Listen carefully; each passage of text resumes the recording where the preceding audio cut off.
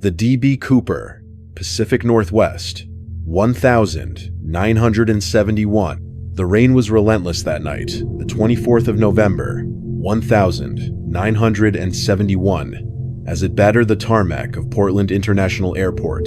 The Pacific Northwest was cloaked in a damp, oppressive chill, the kind that seeps into your bones and makes you question every decision that led you to this moment. Inside the terminal, the fluorescent lights buzzed faintly, casting a sterile glow over the sparse Thanksgiving Eve crowd. Travelers shuffled through, their faces drawn, eager to escape the dreary weather and get home to their families. But one man stood apart, his presence unremarkable yet unnervingly precise, like a shadow that didn't quite fit the light. He called himself Dan Cooper. To the ticketing agent, he was just another passenger mid-40s, slim build, dressed in a dark suit, white shirt, and a narrow black tie, the kind of outfit that screamed, "businessman on a budget." His hair was neatly combed, his demeanor calm, almost too calm.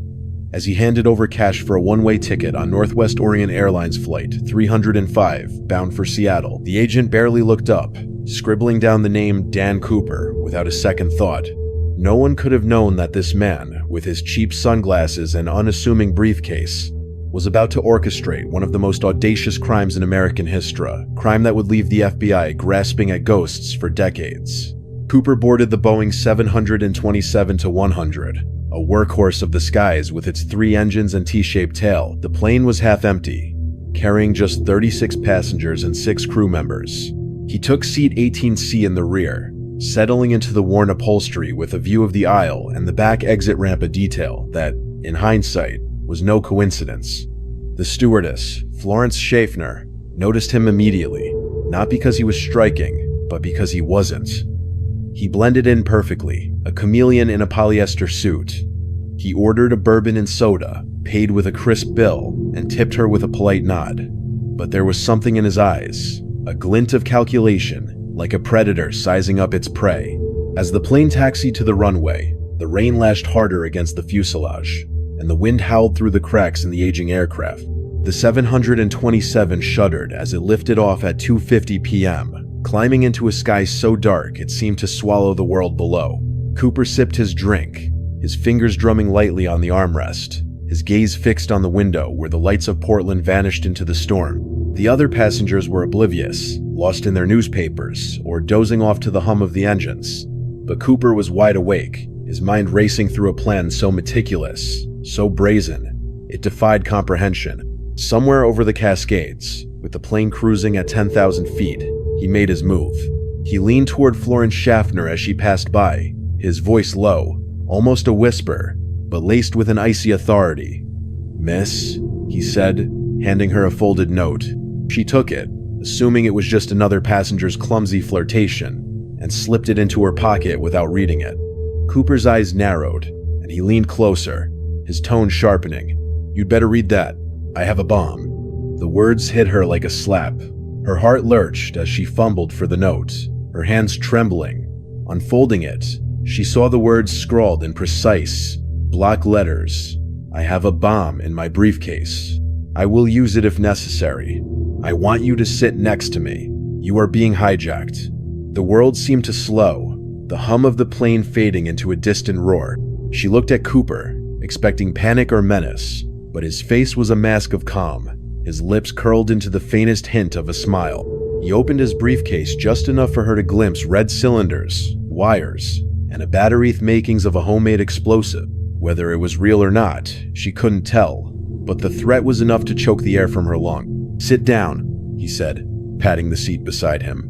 Florence obeyed, her legs weak, her mind screaming for a way out. The other passengers remained blissfully unaware, but the cabin felt smaller now, the walls closing in as Cooper began to lay out his demands. His voice was steady, almost rehearsed, as if he'd practiced this moment 1,000 times. "I want $200,000 in unmarked bills, 20s only, delivered in a knapsack. I want 4 parachute test well primary, 2 reserve, and I want the money and parachutes waiting when we land in Seattle. Tell the pilot, no funny business, or I'll blow this plane to hell." Florence nodded, her throat dry, and stumbled toward the cockpit, clutching the note like it was a live grenade. The captain, William Scott, a seasoned pilot with nerves of steel, read the message and felt a cold sweat break across his brow. A hijacking wasn't unheard of. Skyjackings were a grim trend in the late 60s and early 70s, but this was different.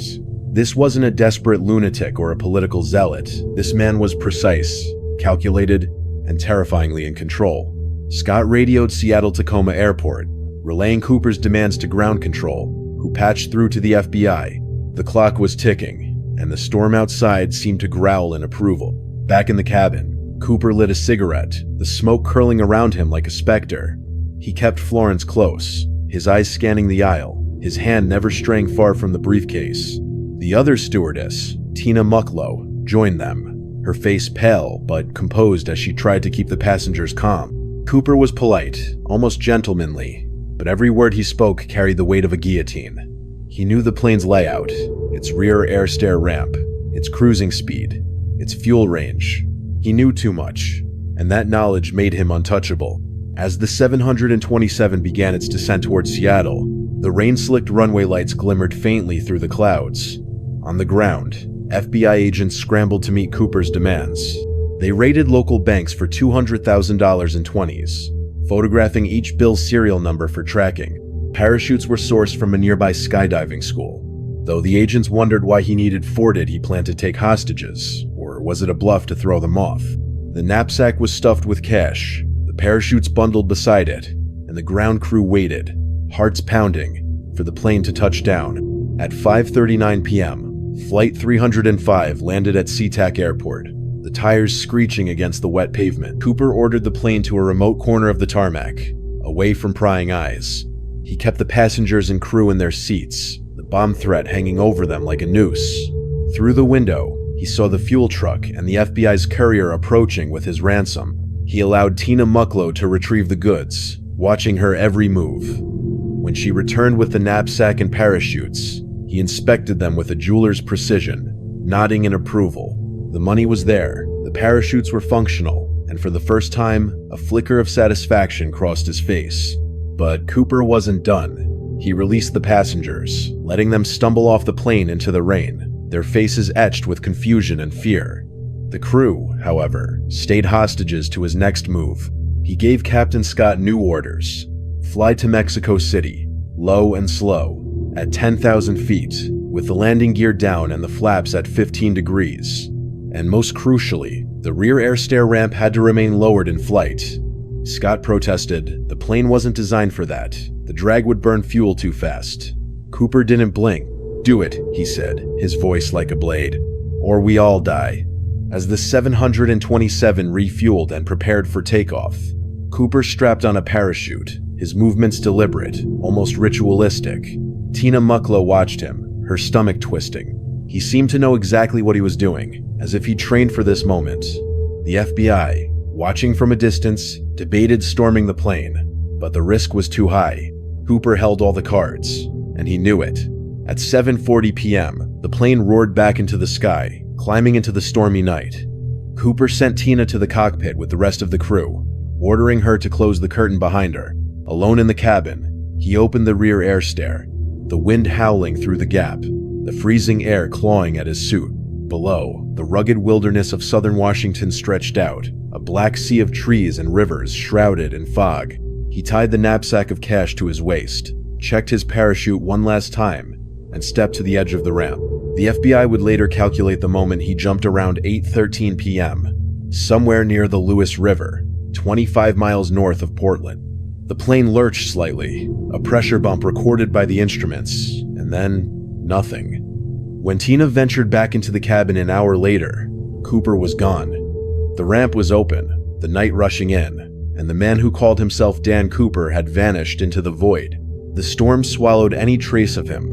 No parachute, no body, no briefcase, just the rain, the wind, and the endless forest below. The FBI launched the largest manhunt in its history, combing the rugged terrain of the Pacific Northwest. But the wilderness was vast, unforgiving, and silent. Cooper had outwitted them all, slipping through their fingers like smoke. Was he a genius, a madman, or something else entirely? As the days turned to weeks, and the weeks to years, one question haunted the agents, the crew, and the nation. Who was D.B. Cooper, and where did he go? The Pacific Northwest woke to a gray, sodden dawn on the 25th of November, 1971, the morning after Dan Cooper's impossible escape. The rain had eased to a drizzle, but the air hung heavy with mystery, as if the storm itself had conspired to shield the man who'd vanished into its depths. In Seattle, FBI agents huddled in a smoky war room at SeaTac Airport, their ties loosened, coffee cups strewn across tables littered with maps and grainy photos of a Boeing 727. The mood was electric, a cocktail of fury and fascination. They'd been outplayed by a ghost in a cheap suit, and the hunt for D.B., Cooper, already a media moniker, thanks to a reporter's misheard name, was about to ignite a nationwide obsession. The details of Cooper's stunt were maddeningly precise, yet tantalizingly incomplete. He jumped from 10,000 feet into a freezing, wind-whipped night, somewhere over the dense forests of Clark and Cowlitz counties, Washington. The FBI pegged his drop zone near the Lewis River, a rugged stretch of wilderness where jagged pines clawed at the sky and icy streams carved through unforgiving terrain. But the man had parachuted with $200,000 strapped to his body, a bomb in his briefcase, and a plan so audacious it bordered on seductive. Was he a daredevil genius or a suicidal fool? The agents didn't know, but the thrill of the chase pulsed through their veins like a drug. Special Agent Ralph Himmelsbach, a grizzled veteran with a pilot's instincts, took charge of the manhunt. His eyes burned with a mix of respect and loathing for the man he called that bastard Cooper. Himmelsbach knew the odds were grim. Cooper had jumped into a maelstrom, with winds gusting up to 30 knots and temperatures plunging below zero. A novice parachutist would have been shredded by the forest or drowned in the swollen rivers below. But Cooper wasn't a novice. His demands for specific parachutes, his knowledge of the 727's rear air stair, his calm under pressure, it all screamed training, maybe military, maybe something darker. Himmelsbach leaned over a topographic map, his finger tracing the drop zone. "He's either dead in a tree," he growled, "or he's laughing at us somewhere with a drink in his hand." The FBI mobilized with a ferocity that matched the stakes. Over 1,000 agents, National Guardsmen, and local volunteers descended on the search area, a 28-square-mile swath of hellish terrain north of Portland. Helicopters thumped overhead, their spotlights slicing through the fog, while ground teams battled mud-slick trails and thorny underbrush. They found nothing. No parachute, no briefcase, no body. The forest seemed to mock them, its silence louder than the roar of their engines. Locals whispered about Cooper, half in awe, half in fear, as if he were a phantom who'd made a pact with the wilderness itself. Meanwhile, the media frenzy exploded. In Seattle bars and Portland diners, Cooper was already a folk hero, a slick anti-hero who'd stuck it to the system with style. The Seattle Times ran headlines screaming, "Skyjacker vanishes," while radio DJs spun theories wilder than the storm he'd jumped into. Was he a disgraced CIA operative? A Vietnam vet turned rogue? A con man with a death wish? Every detail, the bourbon and soda, the clip-on tie, the dark sunglasses became a brushstroke in a portrait of a man who was equal parts enigma and allure. Women swooned over the idea of a dashing outlaw, while men raised beers to his nerve. Cooper wasn't just a criminal, he was a fantasy, a mirror reflecting a nation restless for rebellion. Back in the FBI's Seattle field office, the investigation churned through leads that went nowhere. They interviewed the crew of Flight 305, desperate for a clue. Florence Schaffner, still shaken, described Cooper's voice as smooth, controlled, with a faint Midwestern lilt. Tina Mucklow recalled his hands, steady and unscarred, and the way he'd lit his Raleigh cigarettes with a practiced flick. The passengers offered little. Most hadn't even noticed him. The FBI released a composite sketch of Bland, middle-aged face with a high forehead and thin lips. It could have been anyone, or no one. They dusted the plane for prints, finding a few smudges on the armrest and a cigarette butt. But 1,971 forensics were crude, and the evidence led to dead ends. The money was their best hope. The FBI had recorded the serial numbers of the $10,020 bills, totaling $200,000, and distributed lists to banks, casinos, and businesses across the country. If Cooper spent a single bill, they'd have him. But weeks passed, then months, and not one bill surfaced. The agents began to wonder if the cash had been lost to the river or buried in the forest, or if Cooper was smarter than they'd imagined, biding his time in some far-off hideout, his laughter echoing in their nightmares. Theories multiplied like shadows. Some agents believed Cooper had died in the jump, his body tangled in a parachute, rotting in a ravine too remote to find. The 727's air stair, lowered in flight, created turbulent drag, and the jump would have been a brutal test of skill. At 10,000 feet, with no oxygen mask, he'd have been woozy from hypoxia. The forest canopy was a death trap, and the rivers were swollen from the storm. Yet no trace of him emerged, not even a shred of the parachute. Others argued he'd survived, perhaps with an accomplice waiting below, a driver, a boat, a safe house. Himmelsbach leaned toward survival, if only because the alternative felt like defeat. He knew too much, he'd mutter, staring at the drop zone map. He planned this. The case took a surreal turn in early 1972, when copycat hijacking swept the nation. Men with fake bombs and wild demands stormed planes, inspired by Cooper's legend. One, Richard McCoy Jr., a Vietnam vet and skydiving enthusiast, hijacked a 727 in Utah, demanding $500,000 in parachutes before jumping into the night. The FBI caught him days later, but his similarities to Cooper's military background, parachute skills sparked speculation. Was McCoy the real Cooper? He denied it, and the evidence didn't align. But the question lingered, a tantalizing thread in a tapestry of doubt. As spring turned to summer, the FBI's search scaled back, but the public's fascination only grew. In Ariel, Washington, a tiny logging town near the drop zone, locals threw a D.B. Cooper Day festival, complete with beer, burgers, and a look-alike contest. Drunk lumberjacks in clip-on ties stumbled through the streets, shouting, "To Cooper, wherever you are!" The FBI wasn't amused, but they couldn't stop the myth from spreading. Cooper was no longer just a man. He was a symbol of defiance, a middle finger to authority wrapped in a parachute and a bad suit. Then, in 1978, a glimmer of hope or torment emerged. A hunter in the drop zone stumbled across a faded placard from a 727's rear air stair, its serial number matching Flight 305. The FBI swarmed the area, hearts racing, but found nothing else. The placard was proof Cooper had opened the ramp, but it raised more questions than answers. Had it torn off during his jump? Or had the forest simply coughed up a relic to taunt them? Himmelsbach clutched the placard like a holy artifact, his obsession deepening. "He's out there," he told his team. "I can feel it." The real breakthrough came on the 10th of February, 1980, a cold, clear day that sent shivers through the case. An 8-year-old boy named Brian Ingram was camping with his family along the Columbia River near Vancouver, Washington, 20 miles from the drop zone. Digging in the sand to build a fire pit, he unearthed a bundle of rotting $20 bills, their edges frayed but serial numbers intact. The FBI confirmed it. $5,800 of Cooper's ransom money, in 3 stacks, buried just inches below the surface. The discovery was a lightning bolt, electrifying the investigation and the nation. Reporters swarmed the riverbank, cameras flashing, as agents and windbreakers cordoned off the site. The money was real, but Cooper was still a ghost. The find was a high-wire act of hope and frustration. The bills were waterlogged, suggesting they'd washed ashore, perhaps carried by the Columbia's currents from an upstream crash site. But how had they stayed buried for 9 years, undisturbed by floods or scavengers? And why only $5,800? Where was the other $194,200? Some agents theorized Cooper had died, the money scattering when his parachute failed.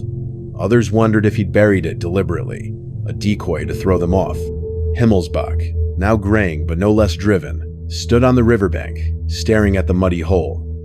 "He's taunting us," he whispered, half to himself. This is his game.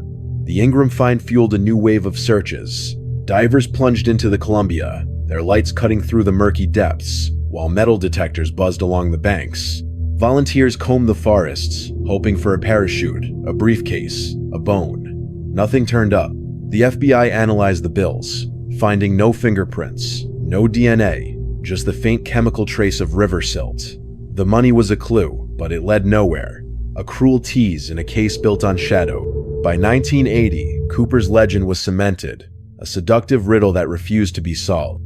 The FBI chased over 800 suspect sex-cons, pilots, drifters, even a nun who'd once flown 727S in the Air Force. Each lead fizzled, leaving agents with nothing but theories and heartburn.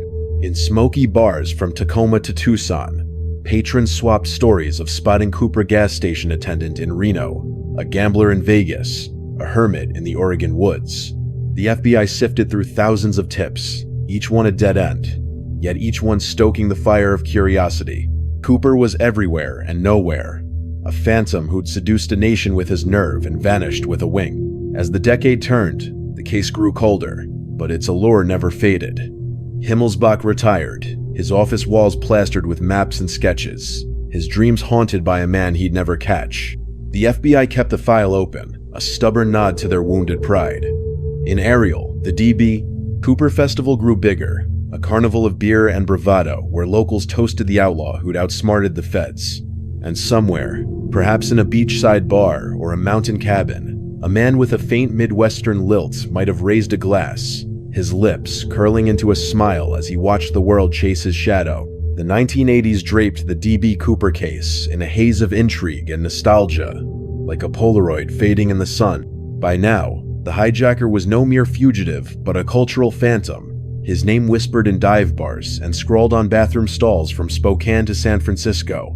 The Pacific Northwest, with its brooding forests and misty rivers, seemed to cradle his legend, as if the land itself had claimed him as its own. The FBI's file on Cooper grew thick with dead ends, yet the public's hunger for answers burned hotter than ever. In this third act of the saga, the chase for Cooper spiraled into a fever dream of clues, suspects, and tantalizing near misses, each twist tightening the grip of his mystery on a nation in thrall. The discovery of $5,800 in ransom money on the Columbia River in 1980 had jolted the case awake, like a pulse in a corpse. The bills, soggy and crumbling, were a siren call to treasure hunters and amateur sleuths. In Vancouver, Washington, where young Brian Ingram had unearthed the cache, the riverbank became a pilgrimage site. Locals with shovels and metal detectors swarmed Tanabar, a sandy stretch along the Columbia, their eyes gleaming with dreams of finding the rest of Cooper's $200,000. The FBI, too, returned with divers and geologists, probing the river's murky depths for a parachute, a briefcase, or dare they hope a body. The water was cold and unyielding, offering nothing but silt and shadows. Yet the money's presence raised a question that gnawed at investigators. How had it ended up there, 20 miles from the drop zone, buried just deep enough to be found? Special Agent Ralph Himmelsbach, now retired but still chained to the case, haunted the FBI's Seattle office like a ghost. His obsession with Cooper was a fire that never dimmed, and the Tanabar find stoked it anew. He pored over hydraulic studies of the Columbia River, tracing its currents back to 1971. The money, he theorized, could have drifted downstream from a crash site near the Lewis River, where Cooper likely jumped. But the bills were oddly intact, not scattered as flotsam would be, suggesting they'd been buried deliberately. Had Cooper survived, stashed the cash, and walked away? Or had the forest, in its cruel indifference, swallowed him whole, leaving only this taunting remnant? Himmelsbach's gut screamed survival.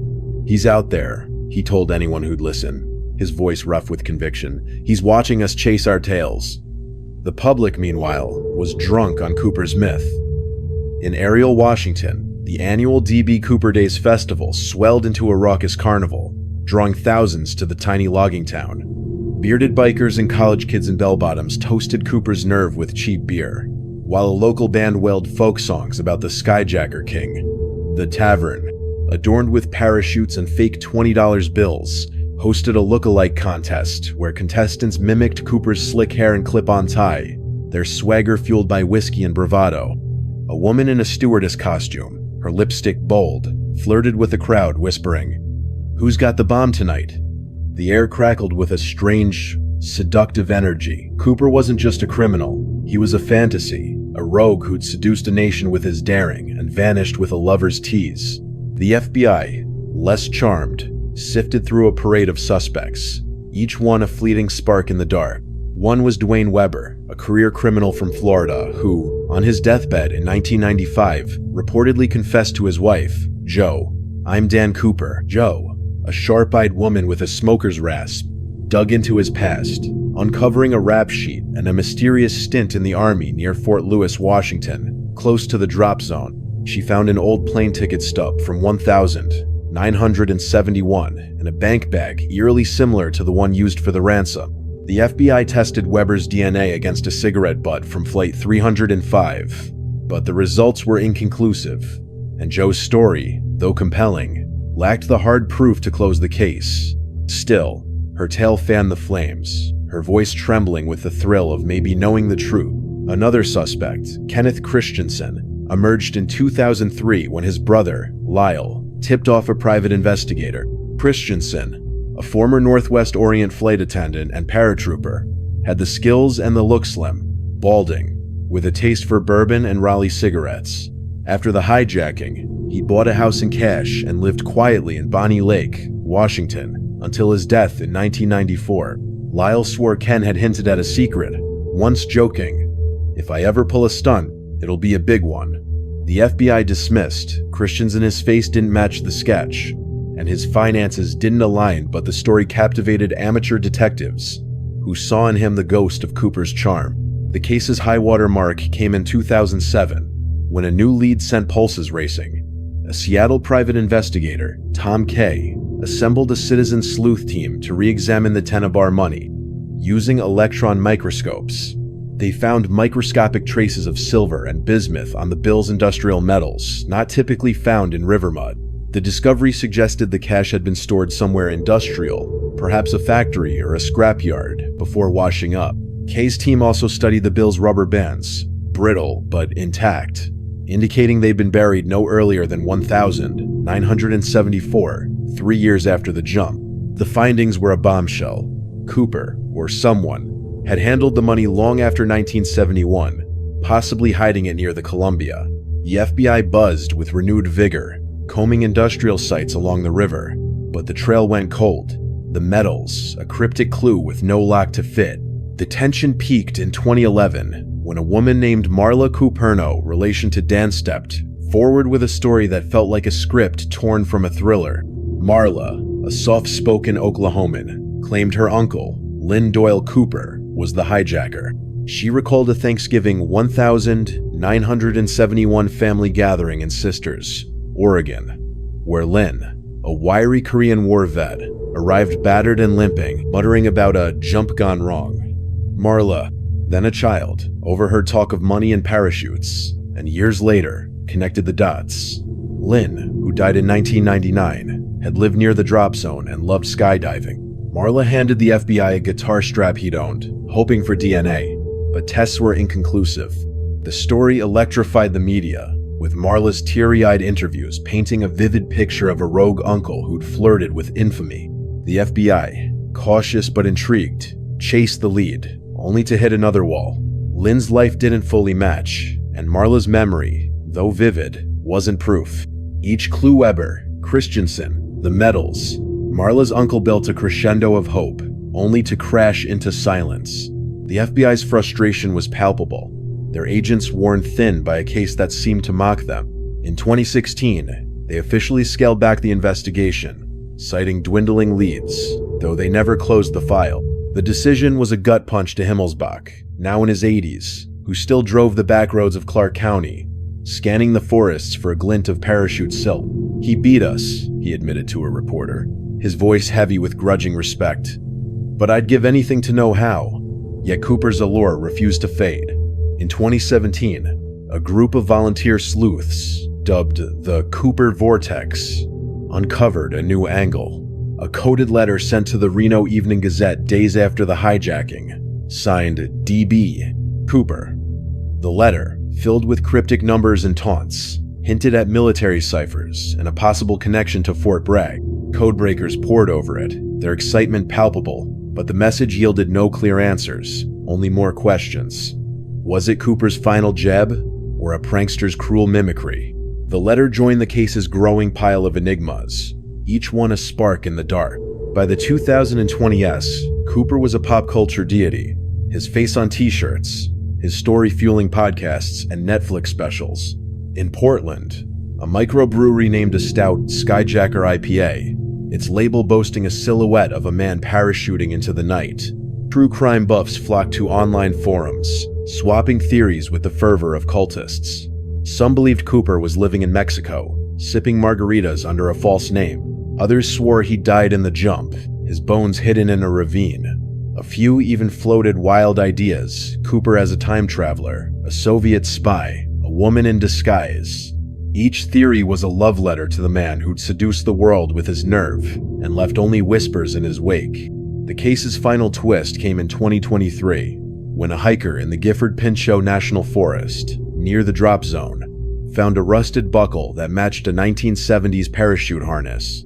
The FBI, wary of false hope, tested it for DNA and fibers, but the results were inconclusive, the buckle too degraded to speak. Still, the find sent a ripple through the Cooper faithful, who gathered at Ariel's tavern to toast the possibility. He's still out there, a grizzled regular slurred, raising his glass. Or his ghost is. The crowd laughed, but their eyes betrayed a deeper truth. They didn't want Cooper found. His mystery was too delicious, too intoxicating to resolve. And so, the D.B. Cooper case endures, a riddle wrapped in a storm. The FBI keeps a dusty file in Seattle, its pages yellowed but never closed. In the forests of Washington, the wind still howls through the pines, carrying whispers of a man who fell from the sky. Was he a mastermind, lounging in obscurity with a fortune? A dreamer, broken by his own ambition? Or something elsey, shadow, who knew the world would never stop chasing him? The truth, if it exists, lies buried in the wild, waiting for a seeker bold enough to claim it. Until then, Cooper remains the ultimate seducer, his legend a siren song that lures us into the dark, daring us to follow.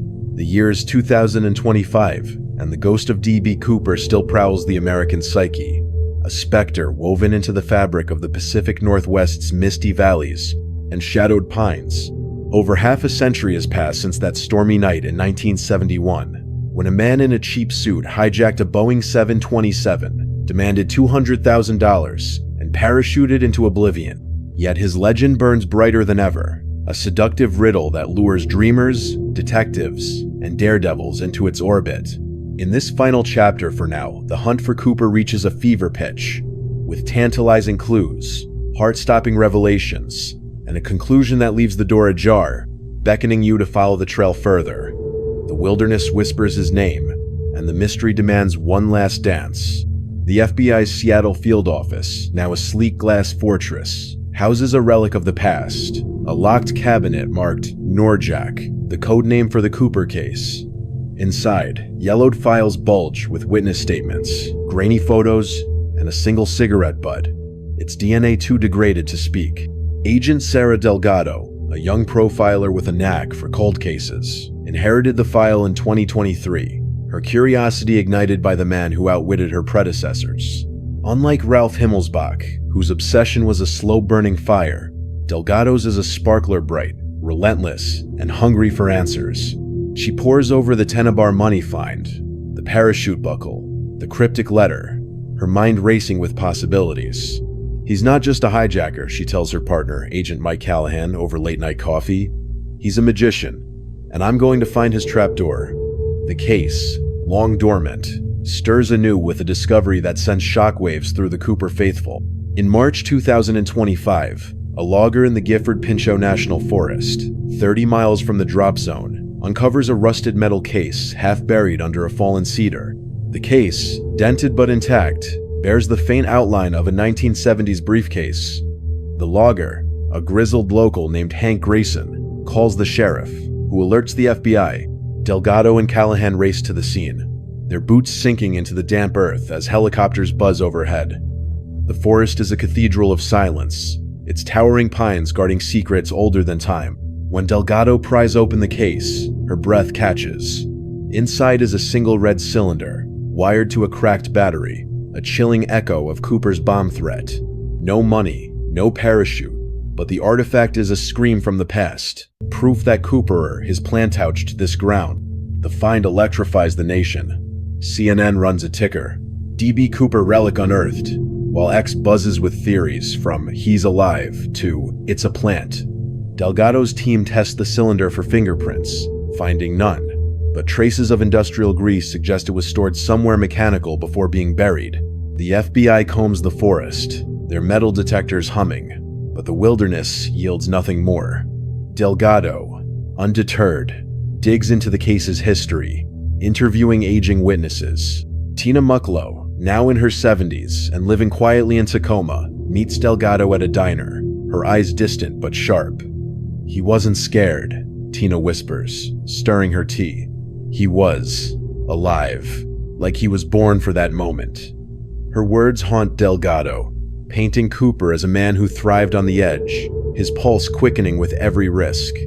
The briefcase ignites a new wave of suspects, each one a pulse-pounding lead. One is Robert Rackstraw, a Vietnam vet and pilot who'd been flagged in the 1970s but dismissed. Rackstraw, who died in 2019, was a chameleon charming, cunning, with a rap sheet for fraud and a parachute obsession. In 2024, a documentary crew unearthed a letter Rackstraw sent to a reporter in 1978, hinting at a big job in 71. Delgado tracks down his ex-wife, Linda Voss, in Reno.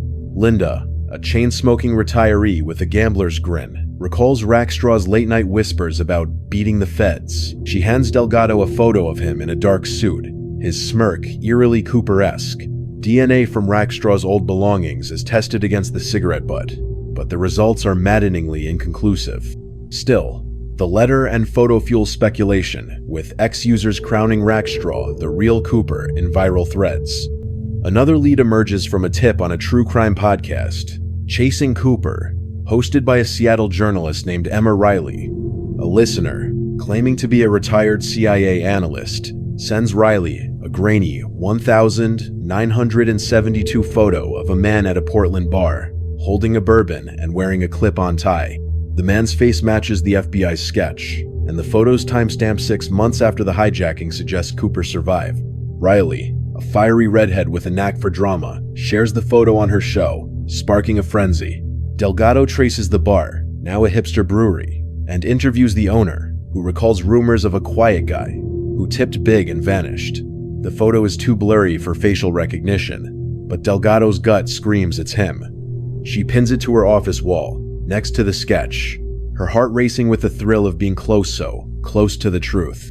The tension peaks at the 2025 DB Cooper Days Festival in Ariel, Washington, now a sprawling event rivaling Coachella for true crime buffs.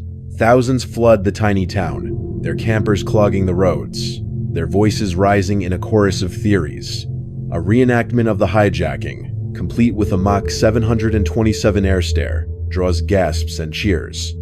A drag queen dressed as Cooper, her suit glittering with sequins, struts through the crowd, tossing fake $20 bills and blowing kisses.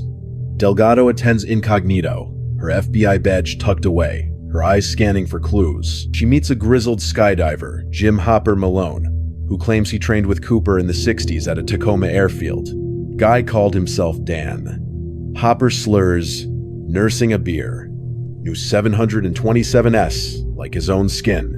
Said he'd pull something big someday. Delgado's pulse quickens, but Hopper's memory is foggy, and his story, like so many, dissolves into the festival's haze.